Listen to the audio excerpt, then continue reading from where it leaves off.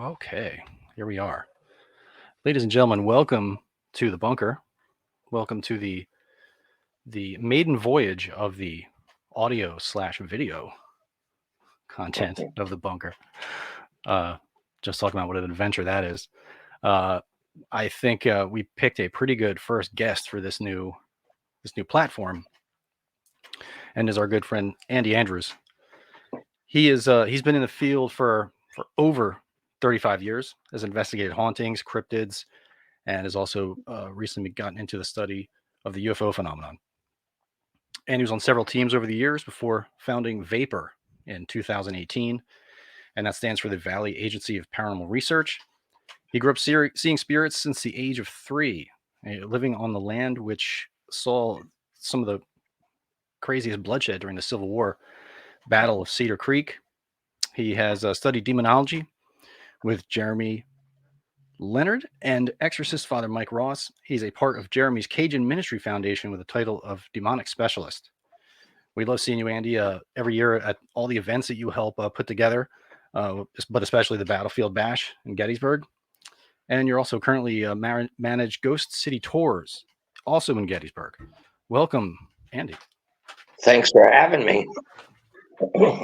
Yeah, man. So you and Beth have this thing in common, seeing spirits since a super early age. And I think, for you, Beth, it was 3-4 years old, something like that. Same thing with you, Andy. Let's start there. What was it like? How did that start? At the age of 3, what were you seeing? How did you process that at the time? And did anyone believe you as just a 3-year-old? How did that all play out?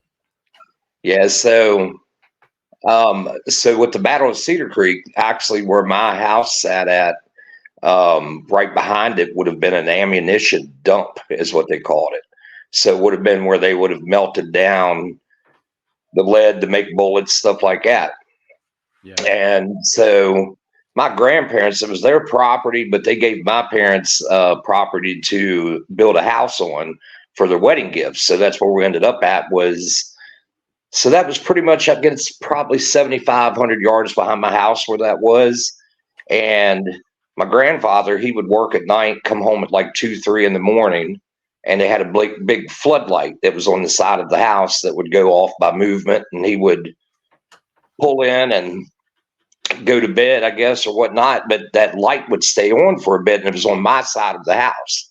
So usually that woke me up, and I started noticing movement like right where the light would stop at. And I would watch and watch and watch, and then finally it would start to move out into the light.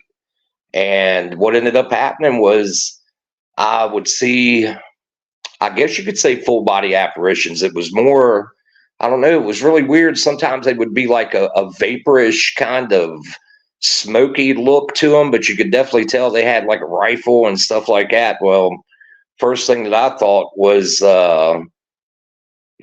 somebody was coming to steal the house. So I'd wake up my parents.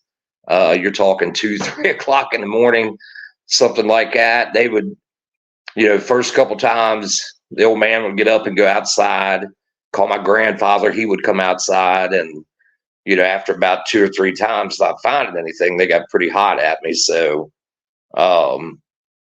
after that, they ended up, so I would continue to see him 2 or 3 times a week. And parents, I guess it was around 4.5 years old, were concerned, as it's the word to say for it. And they actually took me to a psychologist. I ended up going through all these brain scans, everything else as a kid. I mean, that was terrifying at that point. And finally, my grandmother sat down with my mom and said, I'm gifted, and maybe he's gifted. And but after I started going to doctors and stuff like that, I stopped seeing them because I think I was so scared to be looked at as some freak, I guess you could say, or the parents thinking something was wrong. And so from that point on, I would still catch things, but it kind of died out for me a little bit. And once I started getting a little bit older, my grandmother would sit with me, we would talk, and So from that point on, I always had an interest in it, would ask her a ton of questions. And then when I was 14 years old, I ran into a gentleman that, another guy, same age as me, we were camping at a campground, and it was a private resort. And he lived in a house in Fredericksburg where the Battle of Fredericksburg happened. And his house was actually used as a officer's quarters. And he was having paranormal experiences. So from that point on, him and I, every weekend, his parents would come to the resort.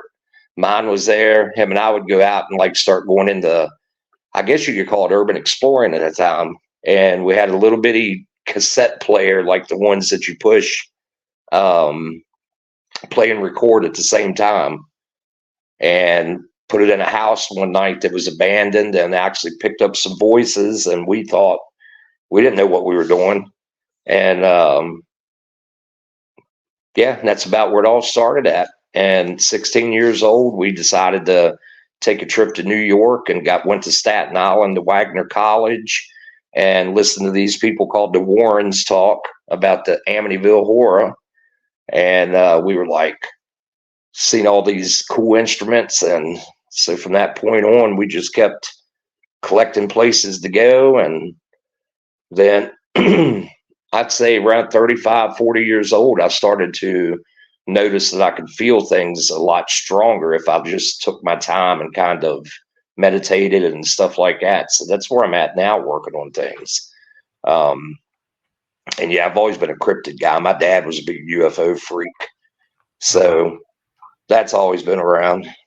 But that's kind of how it got started. And I just wanted to get into it and make sure that other people had a voice, that were having hauntings and stuff and weren't looked at as a, outsider or nutcase or something like that, that if they truly had stuff going on, I wanted to make sure that I could validate that for them and then help them in any way that I could. So that's kind of where the demonic stuff come in at, which is a very bad word.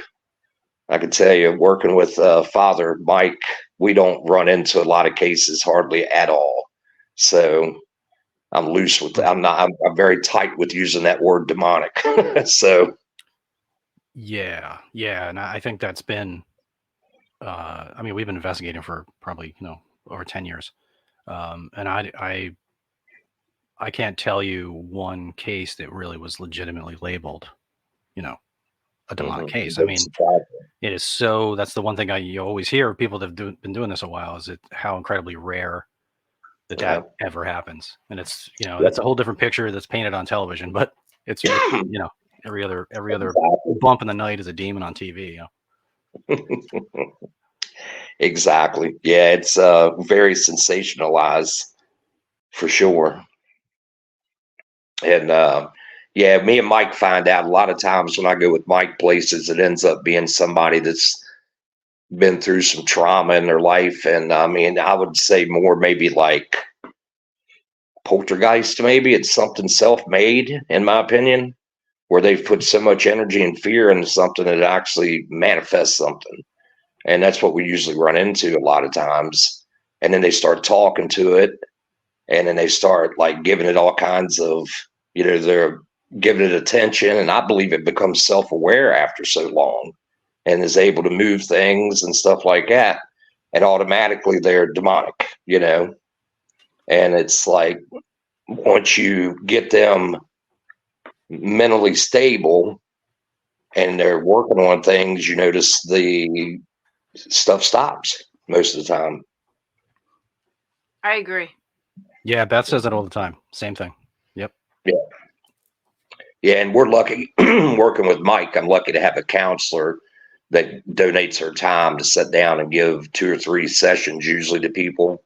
And we try to do that before, going in and running through the, the hoops and all the carnival stuff, as Mike would call it. But sometimes it does. Sometimes we go in and like bless the house or do an exorcism of the property or something like that. And usually that's to give them a peace of mind, to be honest with you. And we even know most of the time that there's nothing really going on. But I have worked with Mike 10, 12 years now, and there has been cases that I can't I've seen some wild stuff happen when Mike would start blessing somebody or going through the first rite, and they would get pretty upset. And I seen some strength come out of some pretty small people. And Mike, he's not a big guy, but he's not little. And that's kind of where I came in at, was to try to police that if it happened. And then sometimes and a lot of times we found it's also people just trying to, they've watched something on, TV, and next thing they think it's going to get them somewhere or something.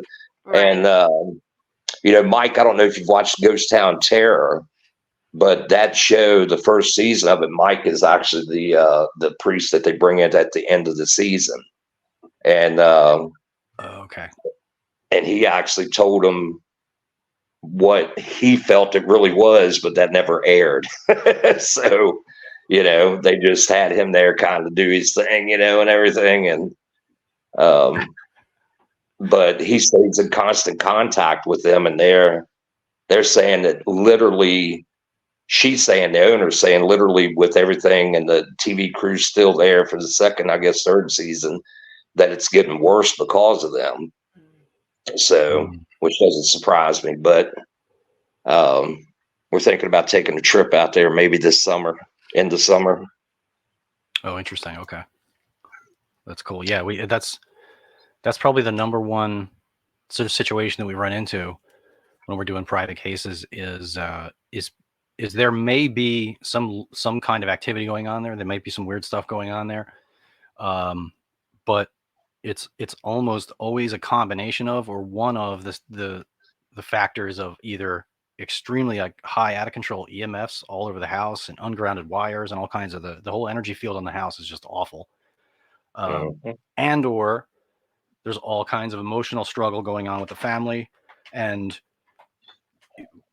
that sort of sets the tone and gets people into the mindset that they're already upset, their emotions and the hormone levels are all over the place and going crazy, and then you add to it a little bit of activity and it's almost like a spark, and it gets blown out of proportion, and then, like you said, it gets given a name, it gets given a personality. Oh, it does this and that. It doesn't like this person, it likes this person, and it sort of becomes like a tulpa, almost, in a way, like a thought form, and it takes on a life of its own.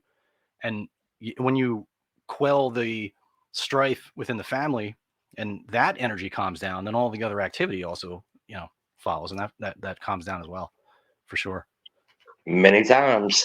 Yeah, many times.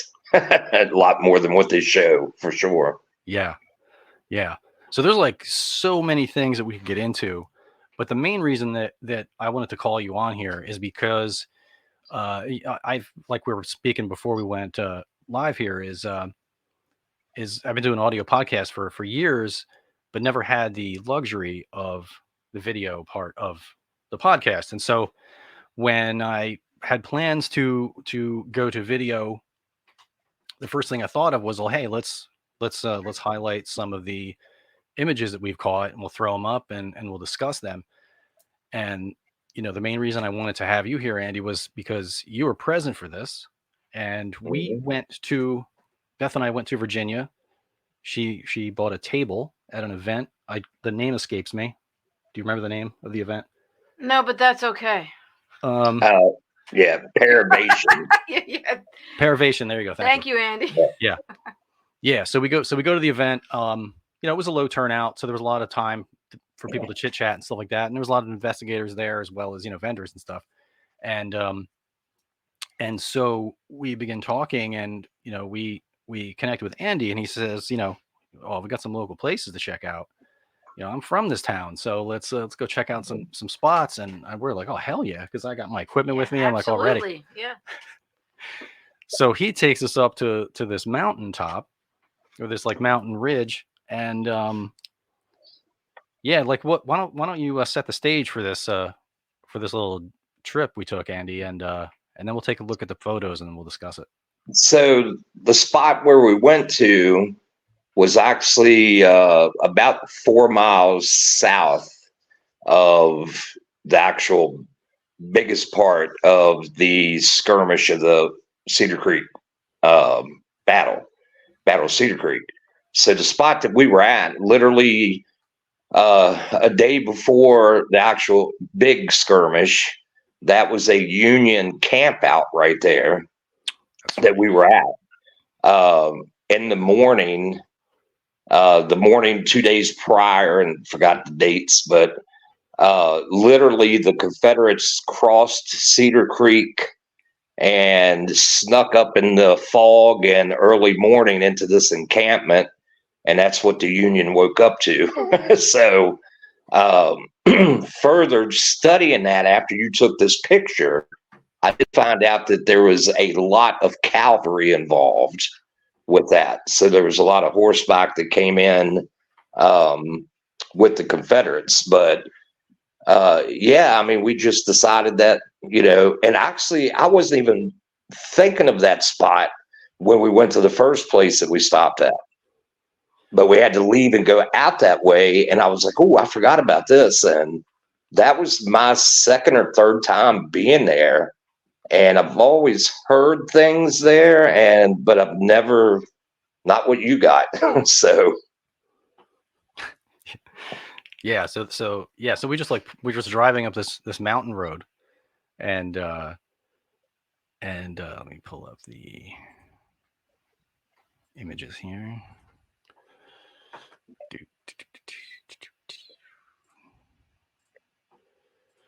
Okay, so we go up this mountaintop and we pull off the road, and we just park the car and we walk out into this nice little glade here. It was a gorgeous little scene.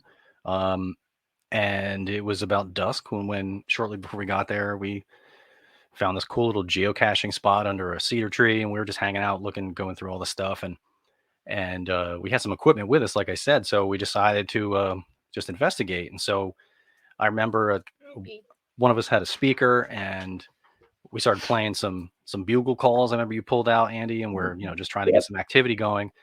At this point, I just walked off from the group and just faced down this little meadow and just started taking pictures. And so I took a series of 3 in this one set, but I took a whole bunch. I mean, probably a couple hundred pictures altogether in total. But this series of 3 is the one that's interesting. And so here's the first frame, and then the very next frame is this, and you can see the little anomaly there on the right side. And then I took another one, and then you see that it's gone, right? So it was pretty cool.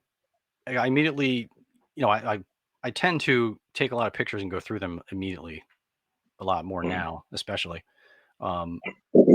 Seeing this thing, we went back to the event, and the following day I'm just walking around, and everyone's asking me like, hey, let's see that picture.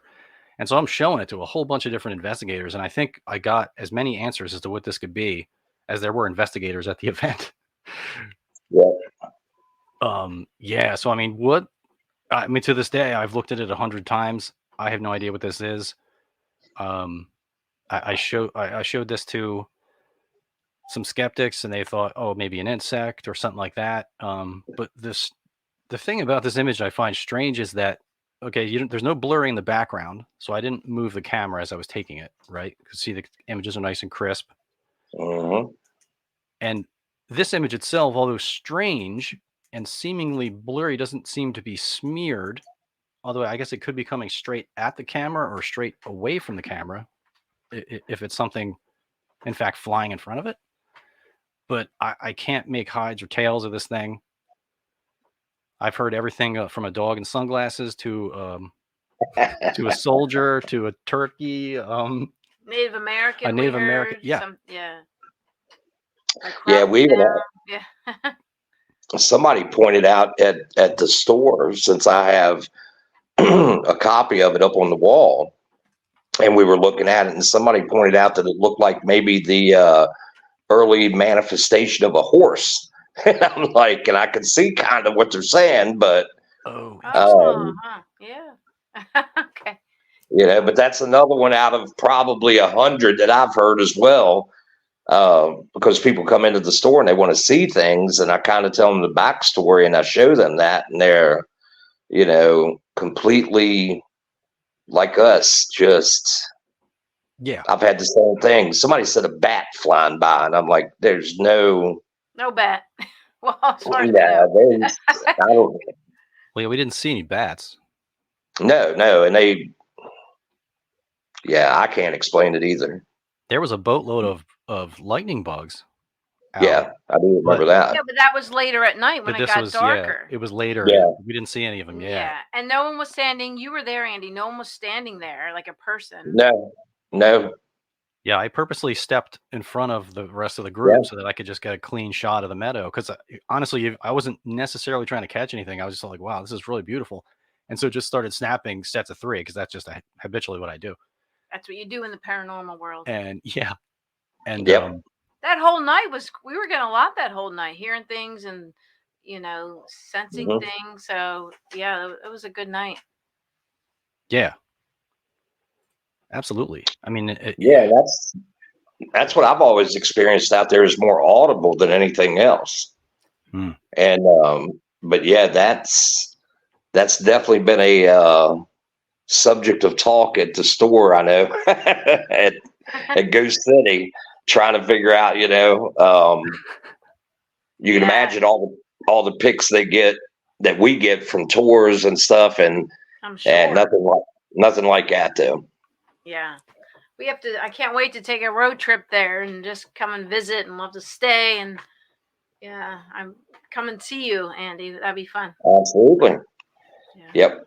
Yeah, that is just that's, I mean, you might have a different opinion because you actually lived it, but I mean, it seems like a cool place to grow up for me, mountains and all kinds of amazing places like that to explore. Like it's gorgeous country down there. Oh, it was definitely small town living and Friday night lights and stuff, but I wasn't really at the football games. Once I graduated, we were out pretty much full force investigating at that point, Oh yeah. and a lot of legends around there, a lot of stuff's happened, so it's a lot of history, which makes it really cool.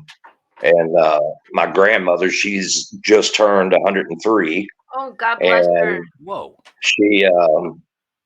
she can still get out and hike and do everything. Yeah, I don't know what's in the genes of her side of the family, but That's awesome. but for her to tell us things that happened when she was a little girl that has turned into hauntings, or to get firsthand experience from somebody who actually grew up, or she went to school with. There's a legend not far from where we were at, or not a legend, but a haunting of a little girl. She ended up falling off a horse and dying from the injuries. And they see her a lot around the property that she passed on. And my grandmother's like, oh yeah, she was this, and she used to wear this, and because they were, went to school together. Wow. And it's like, so you have that to take with you as ammunition on trying to, make contact. And I think I have her talked into going with us sometime. We'll see. Nice. Nice. Yeah. That'll be amazing. Yeah, it does seem to help with either activity or communication or whatever you're sort of looking to do, and on a piece of land or in a dwelling. Mm-hmm. If you have a personal connection to it for some reason. I don't know what that is, but I mean, we've also noticed too with because Beth and I, really Beth, I'm just a sidekick, manages the all the paranormal events and investigations at West Hill Manor that's near us. And we've had the opportunity to go back and investigate over and over and over again and see other teams go in as well and hear their stories and hear their evidence and stuff. And it seems that the more times you go back to a location, it seems like as you get more comfortable with it, it seems to get more comfortable with you. They get to know you. Yeah. Yeah.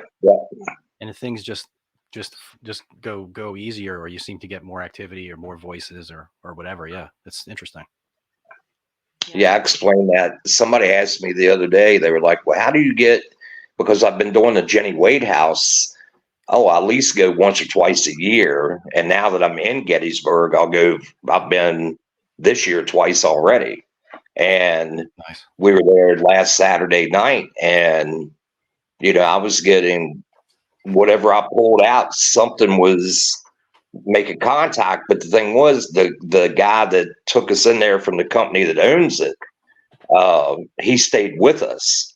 And I think with him going in and out of there all the time and stuff, he was like, "Do you know who I am?" And REM pod would go off. And I mean, I'm skeptic of some of the equipment we use, but it was a little bit too right on the, right on the button. Like when he would say something and it would, actually do it. And I'm like, but I really think what you're saying, that's what goes on there is Mike had been in and out of that place. He's constantly daily in there, especially during the season. And whoever or whatever resides there definitely didn't have a problem feeling uncomfortable around him, because it seemed like when he would walk away from us a little bit and kind of go over to one side of the room, that's where things would happen at. So we kept making him go over and like his corner and stuff and putting equipment around him, And so, yeah, I agree with that wholeheartedly with that. I mean, we've had a couple places we go to, the In and Out, St. Albans. Chris Hammond and I used to stay there 3-4 nights in a row. And last time we were there, we got more communication I think I ever have at that place, like constant. And I believe that was because he had been there like the week before and the week before that doing different events. And then we had ours. And remember the woman saying, "Oh, they're getting familiar with you." That's what she said. And you don't really put a thought into it until then. It's like, well, I guess it would be like having neighbors or somebody moving in as a roommate or something, renting a room out. The more comfortable you get, the more, you're going to be talkative and sharing more with. Yeah. Yeah, that's true. Yeah, I agree with that. Yeah, absolutely. Yeah, and I think just the land and where that mountain we were driving around and stuff. There was just just had kind of a feeling about it. I mean, do you agree? I think we both sort of felt. I mean, it just had like a certain, I don't know, feeling about it. Yeah, it felt like driving around, like kind of like the same feeling when you drive around Gettysburg, like the battlefield. Like yes, that's a feeling I was getting. Yeah, that's a perfect way to describe it. 100%. Yeah. And what's interesting too is I thought about this day we spent out there. After I went through the audio real good and stuff that we recorded, I didn't pick up anything on any of the recorders. But one thing I thought about was shortly before this image was taken, do you remember? Let me pull this back up here while I'm going to pull up this window. Wait, sorry. Where is it? I'm going to move this. Here we go. I just want to share this while I'm talking about this. Shortly before this series of images was taken, do you remember all of us thinking that a car pulled up and we thought, "Oh crap, are the cops here?" Because we clearly heard a loud car door slamming shut. Yep. And I walked over. All of us heard it, and it was loud. It sounded like they parked right next to our cars, although I didn't see any or hear a car approach us, which I thought was weird. As I'm walking over there, I'm like, "Man, that's weird. I didn't see lights or like hear the car coming up the road or nothing." But I clearly heard a car door, so I was going over there just to make sure everything was cool or our vehicles weren't in the way or anything. And there's no one there. There's no one in sight. There's no dust on the road. You drive up and down that road. It's like those gravel mountain roads. It leaves like that wake of dust behind it. You can't really drive through there and not be noticed eventually, right? Exactly. There was no vehicles anywhere in sight. But all of us heard a car door slamming, and I just find it interesting that that's something that John Keel pointed out in these different areas of strange paranormal activity happening, that is a common thing that's heard, is a car door slamming. Really? Yes. They talked about it in Hellier even. It was in Keel's books, and I've heard it from other reports. They're out in the middle of the woods and they hear a car door shut. It's like, what the heck? You can't possibly have a car there, and yet you hear a car door. Well, we heard that, and it slipped my mind until I was going back over the audio and stuff, and I was like, oh wow, that's interesting. Because I don't hear the car door in the recording, I hear us all react to it, and you hear me walk over there, and I'm like, yeah, there's no one around here.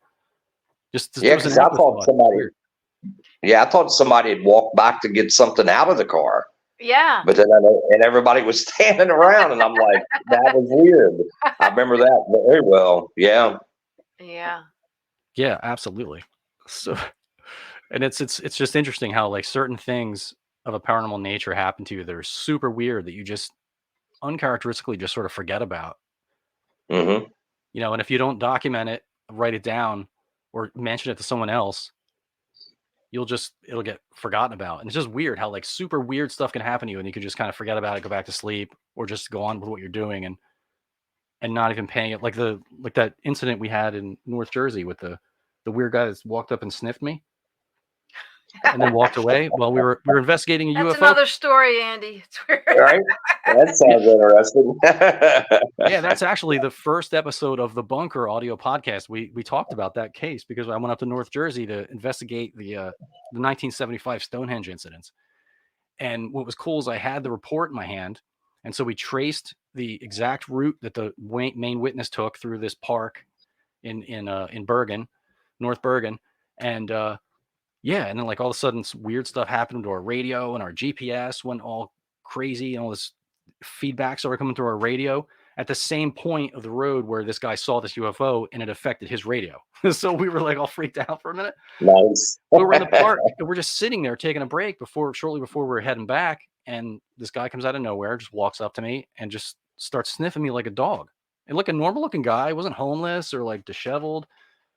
He looked like he was maybe an Eskimo or like maybe like part Korean. Maybe he kind of looked to him, Right. and was a short guy, like stocky, short guy.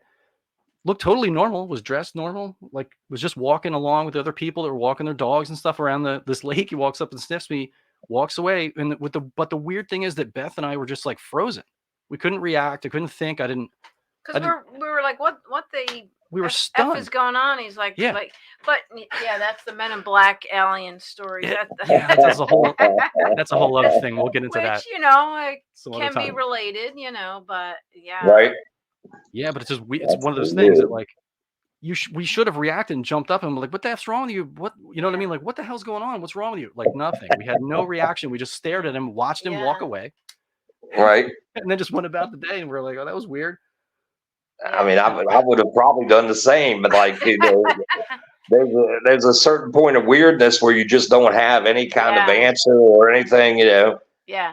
So Andy, I got a question for you. So during any like investigation or anything, have you had anything like scary happen to you or something that was like, wait a second, there's something going on here. I'm not sure if I, feel safe or something's going to happen. Did anything ever happen to you like that during an investigation? Yes, a couple times. Okay. So I was at Moundsville actually, and was in the sugar shack underneath of it. And when you go in there, and this was like 2:00 in the afternoon, and they were having a paracon, and it was so dead, no pun intended, that they told us that we could go if we left at least one person at our table that we could go in and investigate, throughout the prison. So that was my first time there, and I just wanted to go to the sugar shack. That was my only place I asked. Well, I wasn't prepared to go into a place that was pitch black, barely see even during that time of day. So I went in there, and actually it was Jennifer Kennedy. She was with me. Okay. The one that does Paravage. So it was her, myself, and another friend of mine, Danielle. We were all kind of on a team together. We, did things a lot together. Well, we walked in, and I had a couple pieces of equipment with me, and they would not, Jennifer being gifted, and the other gal was too. They would not, there's a small hallway that leads into it. But once you stepped into that hallway, it just got darker and darker as you kept walking. And then you go into the big room, and what ended up happening was they wouldn't come out of the hallway. So they stood there, and Jennifer's saying, "You really need to come on." And she's like, it's not a good feeling. And I said, well, let's just see if we can get something to react or whatever, because I've been waiting to go in that place, for years. And so I had a flashlight, an EMF detector on me, and my phone, and that was it. We just had came kind of bare necessities anyway. And the first thing that happened was my flash. I smacked the. It's like I guess it would be the foundation pylon, but I slapped it concrete, and I said, "Can anybody tap back, make a noise?" The normal stuff, and nothing. So I started like saying some things that I thought maybe would be like prison slang, maybe. I don't know what you would call it. And that wasn't really working. So then I realized why they called it the Sugar Shack. So I made some references of like, come over here and give me a hug or something, like that. Give me some sugar. That's right. So the next thing I know, my flashlight that I just charged, it was one of those charged flashes, it starts to die. And it was really weird. Like it went from bright and it got brighter, and then it just slowly, and that was it, boom, gone.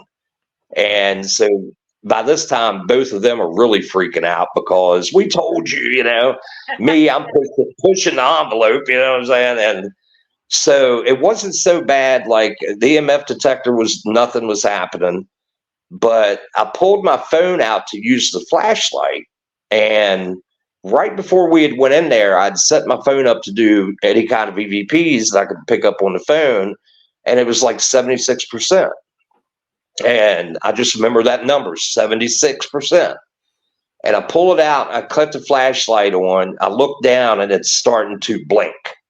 Like, battery needs charged. And I'm like, how is this happening, Yeah. So I pull the camera up, put it on. It took like you did. I took 3 consecutive pics, right, pretty much in a row, and I'll have to find that pic and send it to you.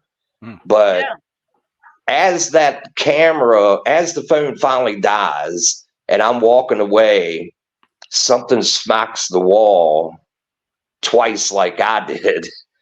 But the thing was, I don't know if you've ever been in there, but it's like, it's a basement, but it's concrete, but it's got that fine, thin layer of like gravel and stuff on it, or sandy, I guess, where people have brought it in over the years or whatever. And so as soon as that happened, the smack, I started to kind of pick up a little bit, faster to get to where the girls were, because it was hard to see and navigate to get back to them. And something came up behind me that was dragging its feet or shuffling its feet. It wasn't picking it up. It was that coming behind me, and it was getting faster. And so I didn't care if I ran into something. I just took off, because it's one thing. I usually don't get too scared, but when I can't see something and I hear it coming at me, it's like, okay, if I can't at least, how can you really defend yourself against, any kind of energy or spirit? You know what I mean? But at least I want to have at least a shot at it. You know what I'm saying? If nothing else. And so we left, and I was a little shook up, and so they were too, and it got kind of just lost in the rest of the evening, and we stayed the night in the hotel. Had my youngest son, and I had a room, and then we went over to Danielle and Jennifer's to play some Cards Against Humanity. That's what we were playing, and so he's not in the mix with us.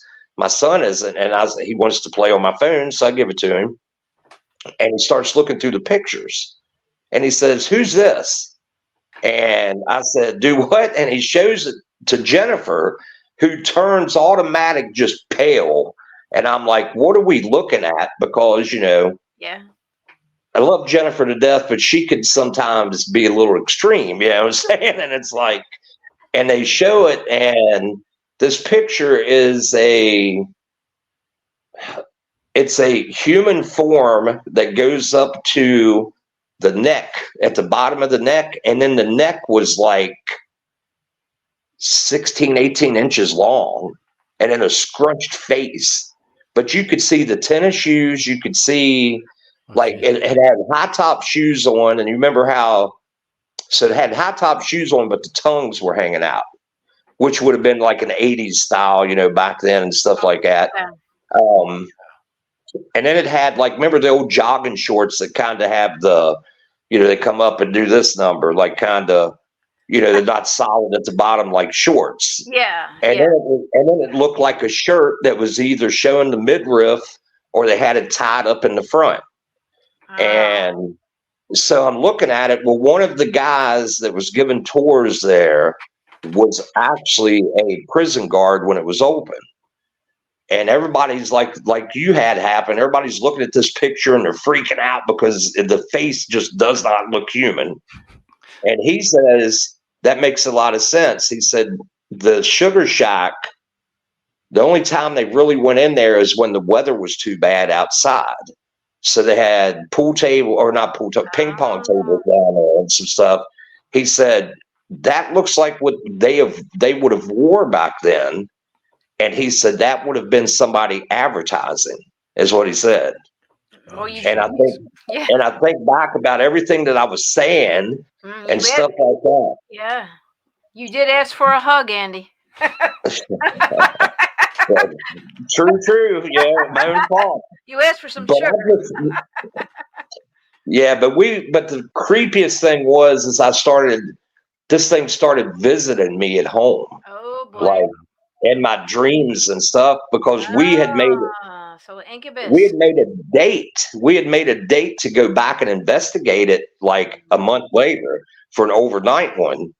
And I was getting warnings from this thing in my dreams. It wasn't happening every night, but, you know, so. Yeah. Wow. Because you asked her. You like gave her permission. Obviously the first place I went back to was there. When we got there, and I was like, I'm facing this and you're going to leave me alone, you know? Yeah. And then after that, I was fine. And all the cases that I've done that were dark and stuff like that with Mike, that was the first time I really ever had anything, you know, I've had little things happen like a day or two after I was somewhere, but nothing. This thing was about a month long, a couple times a week, you know, to the point I was like, drinking a couple glasses of wine or something, hoping that would keep me from dreaming that night or something. You know, I was trying a couple beers, stuff like that. And but it actually, a couple people were concerned that I worked with, because I was ending up just kind of not, once I woke up from having a dream of that, it was like, you know, everything else around you, then you're automatically, your mind's playing like you're seeing little something moving in the corner, or there's a knock here or a bang here. But I don't know. I think that was one of the scariest. And then I had one time Mike and I were doing a blessing, and we watched. There was three people from the family there, and the girl is the teenage daughter is who they thought was the issue. And so Mike was doing like the first rite to see if he's seen anything, exorcism, you know, and the mother's sitting beside her with a baby on her lap, and the baby was not walking yet, I guess is what you could say. Like, it was, I don't think she was, I can't remember if it was, she was around the 9-10 month old. And this baby literally stood up in her mom's arms and yelled, "Shut up." And that is the God's honest truth. And when that happened, you want to talk about freaking me out, because that was something that should not have happened. And but it just stood up. I mean, it did it in a baby voice, but wow. I said, "Does this kid stand?" But it said clearly, "Shut up," just like that. Wow. And everybody, you know, literally the mother almost dropped the kid, you know what I'm saying, and everything. But I don't know what we messed with. Everything we seemed to do fixed whatever issue it was there. I'm not going to say it was demonic, you know what I'm saying, because, but whatever it was did not. But to take over a kid like that quick is the only thing I could think, unless we tried to think if maybe, we asked the parents and asked the other one, hey, do you guys say that a lot? Shut up. And this kid's picked it up, I mean, you try to logically explain something like that. Sure. But I mean, stood up on its own, like not even pulling up on the mother's arms or nothing, because she kind of had her rested up against her. And this kid just stood up and looked right over at Mike and said, shut up. And wow, the mother, that bothered me, because I thought more like, well, you the think kids same. are protected too, you think Exactly. That's what I'm saying. That's what bothered me, that's what we're was told. knowing, Yeah, kids are even protected. if, even not even saying demonic as much as just No, the energy being able to take over like that. right. And Like where did the energy go? That's what you figured you're doing that, trying to help heal. And then, as you know, even like I've assisted in 3 exorcisms also, and that has to go somewhere once you are done with that exorcism. yeah, So, you try to protect yourself and hold space, and then it's like if you don't protect yourself, that has to leave, that negative, we won't say the D word like you said, but it has to go somewhere. So can you prove where it's gone? That's the thing. You just don't know. yeah. Well, it's like, I'll tell you, we did one time that I'm pretty sure it was something. I still don't like labeling stuff demonic, Right. but it was the property, I think, is what was causing it. And I was leaning more towards elemental, um, and something negative in the house. And Mike and I go outside, and this woman lived on a cul-de-sac. And across from her, she kind of lived up on the hill overlooking the cul-de-sac. And there was a house beside her. Now, this is down where we were at, close to it, actually. Okay. So it wasn't abnormal if you lived in a subdivision that your neighbor had chickens in the backyard. You know what I'm saying? So, yeah. and then past them, there was there was a goat farm behind that, because you started getting into, there was a farm that sat on the backside of that house.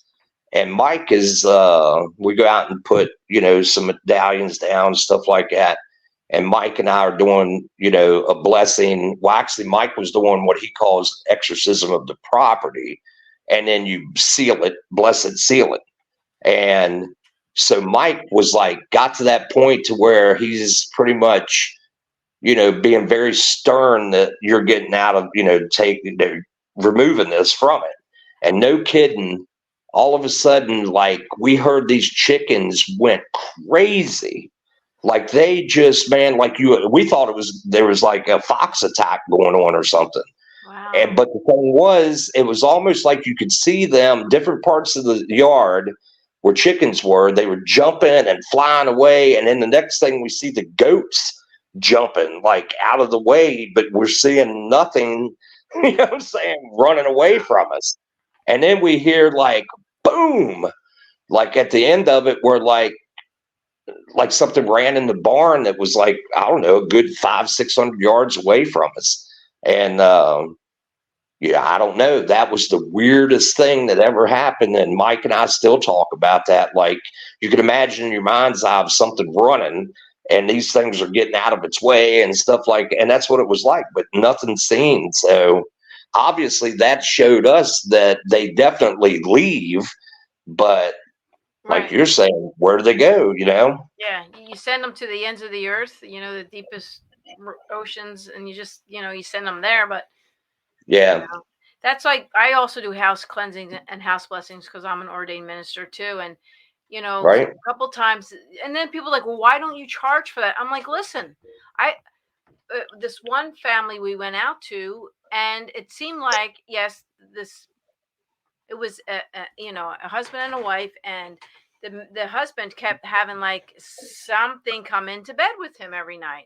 So we did house blessings, told him some things to do, and I'm like, I got to the point where I was like, you know what, there's not much more I can do, because I really think he enjoyed this. If he doesn't want it gone, it's not going to work.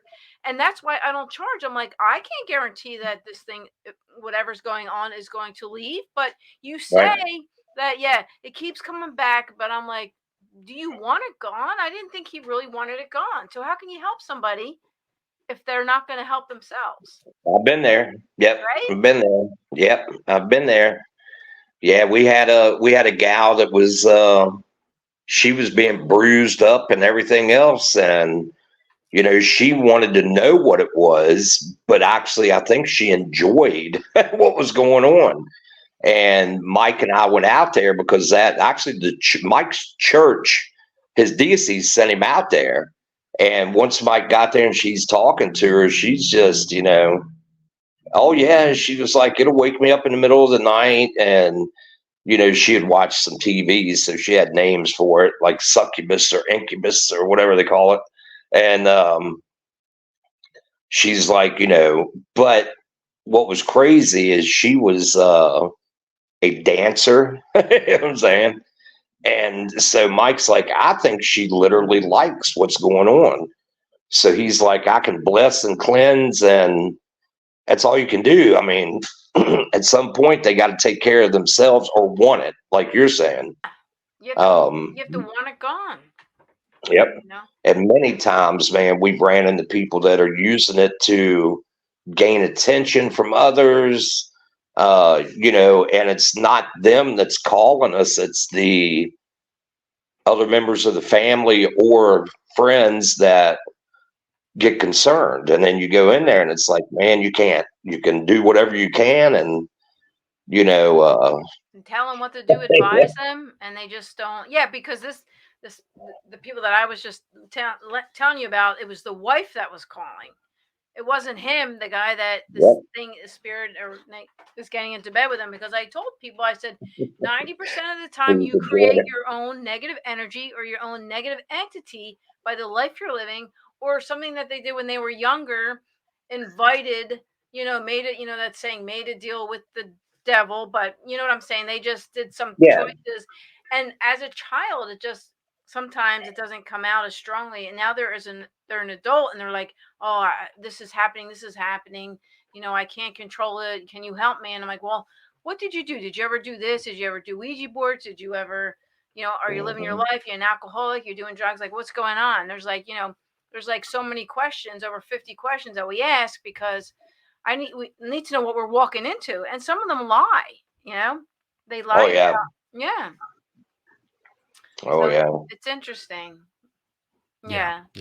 100% true. Yeah. Right? And there's a lot of times where, you'll get this, you'll send out a questionnaire and they'll answer a bunch of questions, send it back to us, and we can go through it. And before we even get there, we'll have red flags. Like, wait a minute, they're saying this thing here in this part, but they answered this question like this, like that doesn't add up. So that's going to be, we need to ask them about that, or they'll just bring up things that are inconsistent or contradictory. And, it sort of gives you an idea of like what you're sort of walking into. Cause I mean, you don't really know what's going on. You could walk into the middle of a marital dispute or a domestic violence like episode. Yeah. You know what I mean? You got to protect yourself because you don't know what you're walking into. Yeah. And they'll say, and I tell people, they think they need a cleansing, but actually they need a blessing or vice versa. And I'll be like, well, I'm going to come out. I need to know what I'm walking into. I'm not going to cleanse or bless something that really needs cleansing, because I'm not going to bless something that's, negative in the house.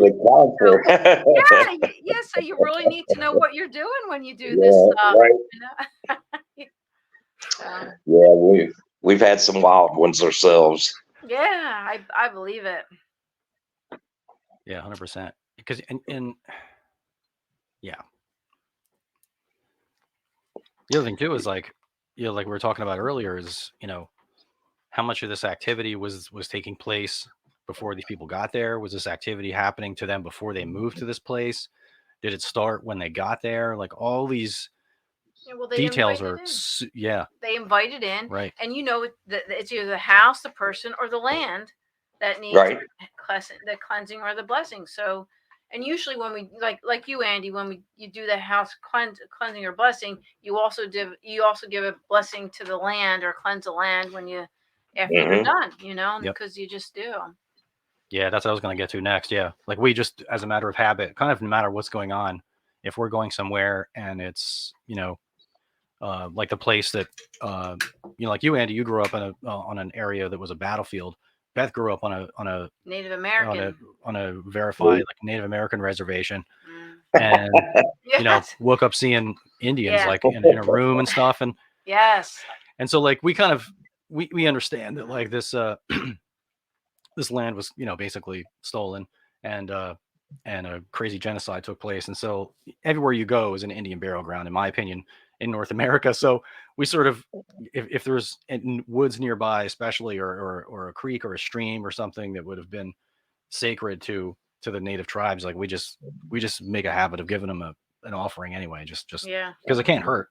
We always have something in the car because you just don't know. Yep. Oh yeah.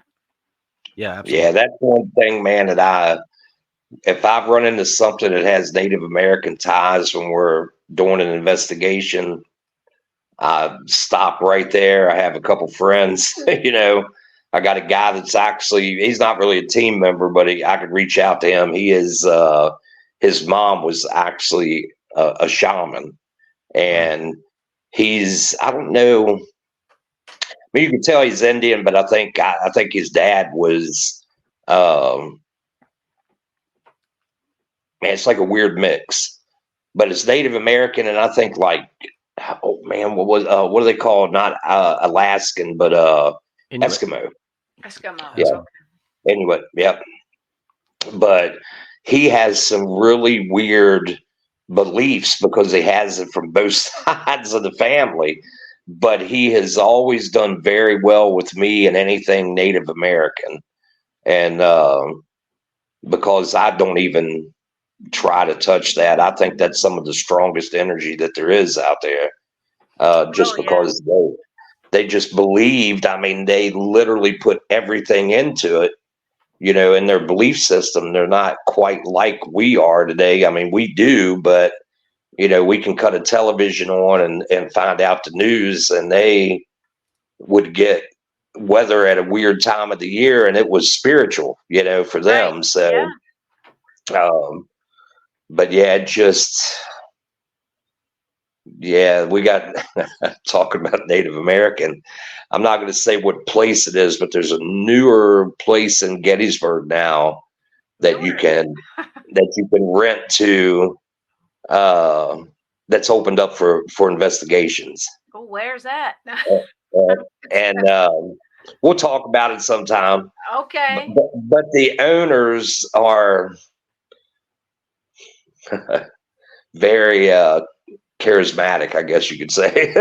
Okay. But she put on her website the other night that they are seeing skinwalkers on the property.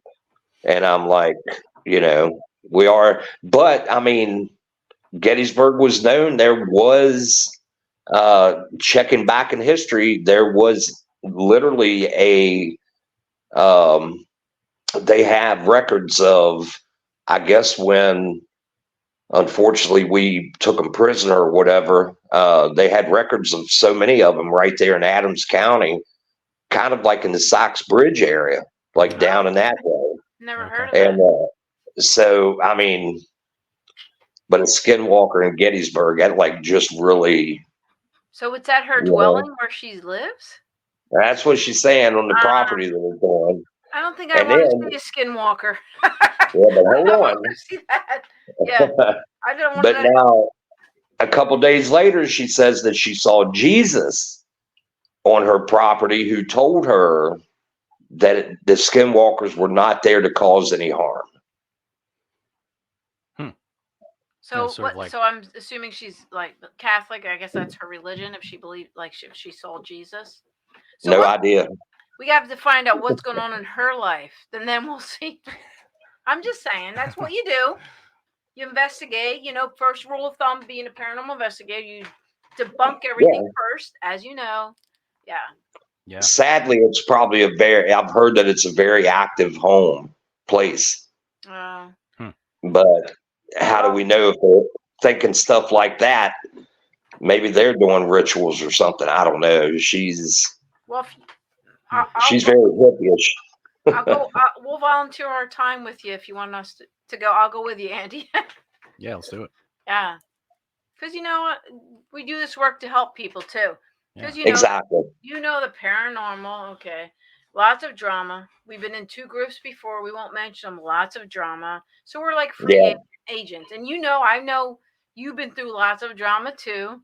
And everything like the stuff you put on Facebook. But I just want you to know you're doing amazing work for the community. You wear your heart on your sleeve. You're an empath, and you're one of the nicest people that I have ever met, and I mean that. You like I said, you wear your heart on your sleeve, 100%. and yeah, Thank you. you are like very truthful, very honest, and very caring and loving, and I trust you with everything I have. I mean that. I'm a good judge of character, Same. And, oh, thank you. And yeah, Definitely. I love you, Andy. I said it on the, but I just think, you know what, you're just a very caring and loving. And you know what, you go through life and there's not many people that you meet that you could actually say that. You know what I mean? It's just like, you just know. It's just a knowing, and that's the kind of person you are. And that's how I feel about you. So just letting you know I that. appreciate it. Thank you. I will always be in your corner. Same with you. Same with both of you. Definitely. I know 100%, that. 100%. Yeah, man. Yeah, you're one of the people we love to run into in Gettysburg. It's like you're like a feature at the bash. Like, it's not the bash. I know. We just have to get there and hang out with them, and Oh yeah, absolutely. Stay overnight somewhere. It's about a 3-hour drive for us from Gettysburg. Yeah. So that's nothing. Yeah, no, that's nothing, and we can just stay overnight somewhere. Yeah, I would like to go. We'll maybe go out into the woods a little bit and try to hunt some. What's the proper vernacular for Sasquatch down in those parts? Well, I didn't learn until I moved here that Gettysburg has their own little, or the surrounding area has what they call the albatwitch. Albatwitch. Aha! I've heard of this. Is it like a Sasquatch? Is it like a Bigfoot, Andy? It's like a small. We actually sell a T-shirt with it on it. Oh, you so do? All I know is that it's supposed to be Stacy, actually my podcast partner. Mm-hmm. She did a festival that was like an apple farm festival or something, and she said they had albatwitch little sun catchers everywhere, but they have an albatwitch festival, and I didn't know that either. That's where I heard of it from, the albatwitch festival. But it's smaller. It's a smaller version and supposedly a more loving version of Sasquatch that must stick around the apple orchards. Okay.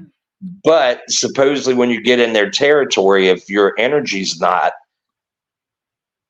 good, they'll throw apples at you and stuff. So I mean, that's what I've been told. So well, if that's the worst of it, then I wouldn't mind running into that. Then well, you're super nice. You're not gonna get apples thrown at you. Well, and like New Jersey here, of course, I grew up in the Pine Barrens, so we have the Jersey Devil. You heard of the Jersey Devil? And we have a friend that actually, there's been sightings of the Jersey Devil, and like this big bird, I don't know what is it, like dinosaur looking thing that people, their stories that people have seen it. So I don't, the Pine Barrens, if you've ever been out in the Pine Barrens, Andy, they are so eerie and scary. There's like a sense to them, and they're just like, this is my backyard growing up. And it's just like it's a weird place because you can tell, like, there's a long trail that there's several trails that go through there that you can hike, but one of the major ones, it's a larger trail. It's 7-10 miles. Batona Trail. There's so many trails out. You can walk through the Pine Barrens for hours and you don't hear or see another human being or another animal. There's always somebody watching you. It's very scary. But you feel watched at the same time. It's weird. Like you normally you see rabbits and squirrels and birds and you hear chirping and stuff like that. Yeah. It's just like you can walk out there for hours and it's just dead silence. So there's nothing. It's weird. Mm. Yeah, scary. I tried though. Yeah, we're gonna have to get down there and do some. Maybe look for the albatwitch. That sounds like fun. Yeah, I want to see Andy, not the albatwitch. Well, we'll see the albatwitch with Andy. That'll be fun. So I'll let you know if you come to the bash this year. I think we're going to get a little group together and go up to. We did it last year, and it ended up being hilarious. But we went up. We got a couple spots that they've had a lot of Sasquatch, Bigfoot sightings, and I took Steve Dills and Chris up there last year. Okay. And they are on the fence about stuff like that, but once they got into the woods and started hearing some weird stuff, Yeah. it was like they were like right up against me, and I'm like, I said, guys, I'm bigger than you all. You're faster, so it doesn't matter anyway. It's gonna catch me first, Yeah. But Yeah, we'll be there. I'm on the psychic panel again, so Yeah. we'll be there. nice. Yeah. But, I yeah, would no, miss it. It's a great event. We love Pam and Steve, so we'll be there helping out. 100%. actually, that's who I was with right before I got on for this. Okay, were you? Oh, funny. Okay. Yeah. Nice. Yeah, we were just at Hoover recently. I think we're headed back soon, right? Yeah, I did a tea leaf reading class there, and then we're going back for an event. Yes. Stacy asked me for a healing event, so I said absolutely. So I'll be Yeah, back. I only live 2 miles from the Hoover Oh House. my gosh, that's awesome. Yeah, we're That's great. what are we like? How far are we? 3.5 hours. It's like, yeah, it's just a little past bit Gettysburg, further so- than Gettysburg, like maybe Yeah. So Yep, I literally live 2.1 miles from my driveway to their parking lot. I'm jealous. That's awesome. If we live closer, I'd be there more, but Yeah. we don't live as close. Yeah. But we'll be back to do the event. Stacy asked me to do it, and it was an honor, and I would love to do it. Yeah, I'm interested in the tea leaf reading. I really am. Oh, okay. Well, you know what I did? I went out and I have a table. I have a table tipping, so I have a table for that too now. Nice. Do table tipping, and she actually. I know it sounds weird, but she already told me her name is Alice, the table.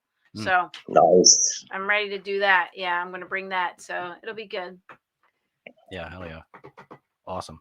Yeah, tea leaf reading is fun. It's so fun. You should try it sometime. I'll teach you sometime, Andy. I'll show you how to do it. Awesome. Love to. Yeah, because you're very intuitive. I know it. So yeah. Yeah, if you're intuitive and you have a good imagination, and you can sort of, if you're good at seeing forms and patterns and stuff like that, then it's a lot of fun. It's cool. Yeah, it's another form of divination, so it's fun. Yeah. People like it. Yeah. Good deal. Yeah. Yeah. So Andy, I want to thank you for coming on. This has been awesome. Absolutely. Thanks for having me. Yeah, 100%, man. Oh, And I was so excited. Anytime I get to see you or talk to you, I'm excited. So absolutely. Good. Yeah. Thank you. We didn't get to everything I wanted to talk about, but we'll just have to have you back on again at some later point. And not a problem. Yeah, awesome, man. And we look forward to seeing you in Gettysburg as always.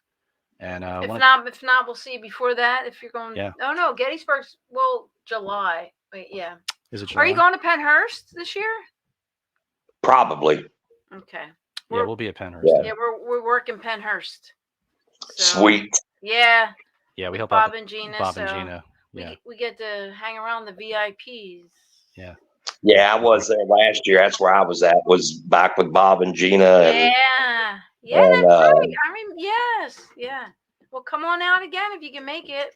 I most likely am planning on it. So. All right, awesome. Sweet. We got to make a date to go out and see Andy too. 100%. Yeah. Well, I've been dealing with a lot. My mom just passed away, so the last year it's just been really hard. And it's just been, she had so many doctor's appointments, and it's just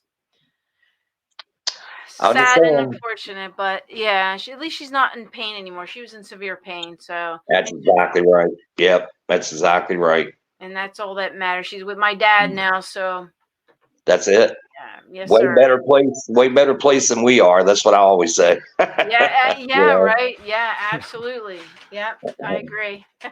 Oh, hell yeah. Right. Yeah.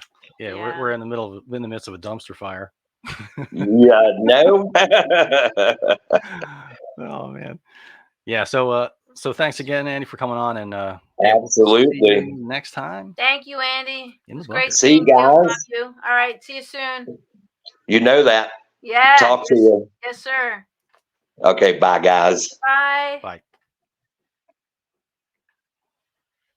All righty.